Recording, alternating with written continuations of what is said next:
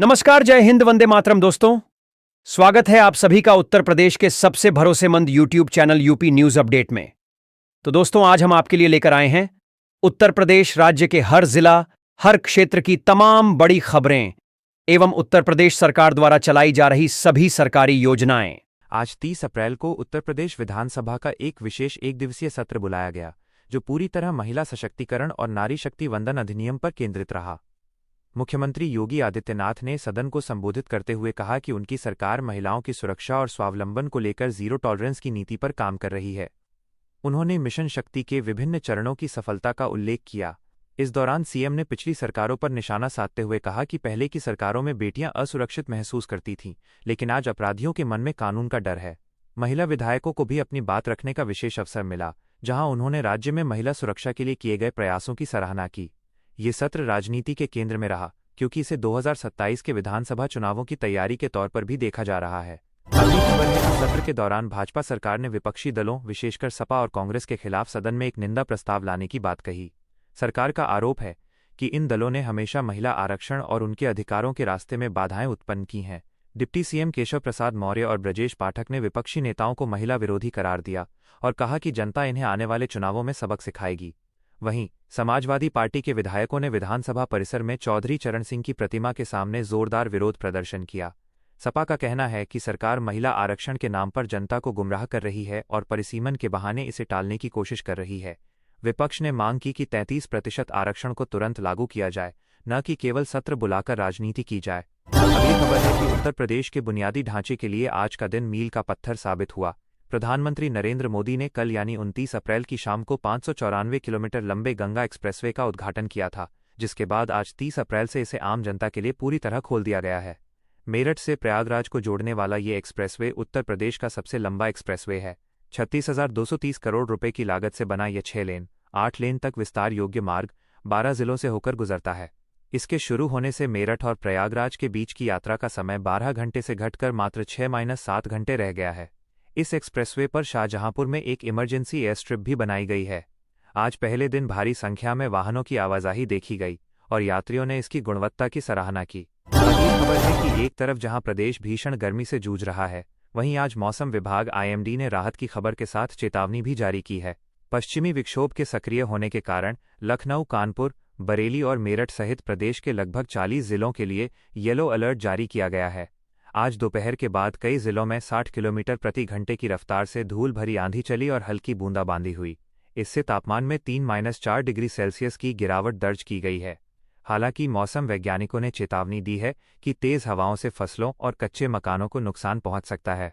बिजली विभाग को भी हाई अलर्ट पर रखा गया है, क्योंकि आंधी के दौरान पेड़ों के गिरने से सप्लाई बाधित होने की संभावना है।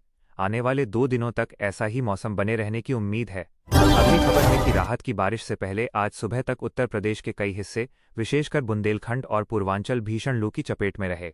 बांदा जिला 45.8 डिग्री सेल्सियस तापमान के साथ प्रदेश का सबसे गर्म स्थान रहा। पिछले 24 घंटों में लू लगने और गर्मी से संबंधित जटिलताओं के कारण प्रदेश भर में 13 लोगों की मृत्यु की खबर आई है। इसे देखते हुए राज्य सरकार ने हीट वेव एक्शन प्लान को सख्ती से लागू करने के निर्देश दिए हैं। सभी जिलाधिकारियों को आदेश दिया गया है कि वे सार्वजनिक स्थानों पर प्याऊ की व्यवस्था करें और दोपहर के समय मनरेगा के तहत होने वाले कार्यों को फिलहाल रोक दें। स्कूलों के समय में भी बदलाव किया गया है, ताकि बच्चों को दोपहर की चिलचिलाती धूप का सामना न करना पड़े। अस्पतालों में कूलर वार्ड और ओआरएस के पर्याप्त स्टॉक सुनिश्चित किए गए हैं। अगली खबर है कि स्वास्थ्य मंत्री ने आज प्रदेश के सभी सरकारी और निजी ब्लड बैंकों के लिए नई नियमावली जारी की है। अब से उत्तर प्रदेश के हर ब्लड बैंक को अपनी इन्वेंट्री का विवरण ई-रक्तकोश पोर्टल पर रियल टाइम अपडेट करना अनिवार्य होगा। यह कदम ब्लड की कालाबाजारी रोकने और जरूरतमंदों को समय पर रक्त उपलब्ध कराने के लिए उठाया गया है। स्वास्थ्य विभाग ने साफ किया है कि यदि कोई ब्लड बैंक पोर्टल पर डेटा अपडेट नहीं करता है तो उसका लाइसेंस रद्द किया जा सकता है। इसके अलावा मरीजों के परिजनों को अब रक्त के लिए इधर उधर भटकने की जरूरत नहीं होगी। वे मोबाइल ऐप के जरिए ही नज़दीकी ब्लड बैंक में उपलब्ध ब्लड ग्रुप और यूनिट्स की जानकारी ले सकेंगे। सरकार का लक्ष्य रक्त आपूर्ति श्रृंखला को 100% पारदर्शी बनाना है। अगली खबर है कि न्यायिक आदेशों के पालन में लापरवाही बरतने पर प्रयागराज हाईकोर्ट ने आज सख्त रुख अपनाया। कोर्ट ने प्रयागराज के एसडीएम सदर को अदालत के पिछले आदेश की अवहेलना करने के मामले में अवमानना का दोषी मानते हुए कारण बताओ नोटिस जारी किया है। मामला एक भूमि विवाद से जुड़ा था, जिसमें कोर्ट ने यथास्थिति बनाए रखने का आदेश दिया था, लेकिन प्रशासनिक स्तर पर उस पर अमल नहीं किया गया। जस्टिस ने टिप्पणी की कि अधिकारी खुद को कानून से ऊपर न समझें और अदालती आदेशों का सम्मान करना अनिवार्य है। एसडीएम को व्यक्तिगत रूप से अगली सुनवाई पर पेश होने को कहा गया है।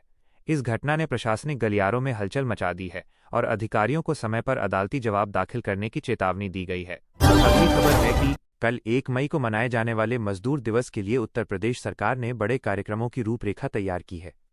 श्रम विभाग द्वारा कल प्रदेश भर के पंजीकृत श्रमिकों के लिए विशेष कल्याण योजनाओं की घोषणा की जाएगी। आज इसकी तैयारियों का जायजा लेते हुए विभाग ने बताया कि अटल आवासीय विद्यालयों में पढ़ने वाले श्रमिकों के बच्चों को विशेष छात्रवृत्ति दी जाएगी। साथ ही कल गोरखपुर और वाराणसी में मुख्यमंत्री सामूहिक विवाह योजना के तहत भव्य आयोजनों की शुरुआत होगी। सरकार ने प्रत्येक श्रमिक बेटी के विवाह के लिए सहायता राशि को बढ़ाकर 1 लाख रुपये कर दिया है। सरकार का उद्देश्य समाज के सबसे निचले पायदान पर खड़े मेहनतकश लोगों को सामाजिक सुरक्षा और सम्मान प्रदान करना है। अगली खबर है कि गौतम बुद्ध नगर नोएडा में बन रहे जेवर इंटरनेशनल एयरपोर्ट के प्रोजेक्ट ने आज एक और मील का पत्थर पार किया। नागरिक उड्डयन विभाग की टीम ने आज एयरपोर्ट के पहले रनवे के तकनीकी पहलुओं की समीक्षा की। रिपोर्ट के अनुसार रनवे का सिविल कार्य पूरा हो चुका है और अब नेविगेशन उपकरणों के इंस्टॉलेशन का काम चल रहा है। अधिकारियों ने पुष्टि की है कि 2026 के अंत तक यहां से पहली कमर्शियल उड़ान शुरू करने का लक्ष्य बरकरार है। एयरपोर्ट को यमुना एक्सप्रेसवे से जोड़ने वाली लिंक रोड का काम भी 80% पूरा हो चुका है।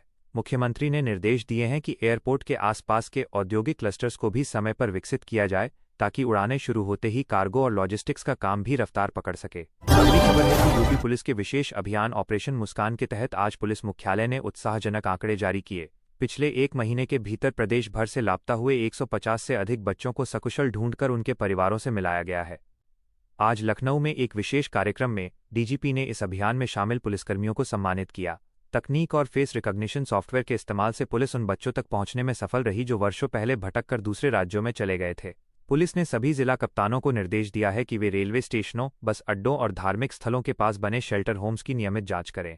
ये अभियान न केवल बच्चों को घर पहुंचा रहा है बल्कि मानव तस्करी के गिरोहों पर भी नकेल कस रहा है। अगली खबर है कि गर्मी के चरम को देखते हुए ऊर्जा विभाग ने ग्रामीण क्षेत्रों में बिजली आपूर्ति को लेकर आज नई गाइडलाइंस जारी की हैं।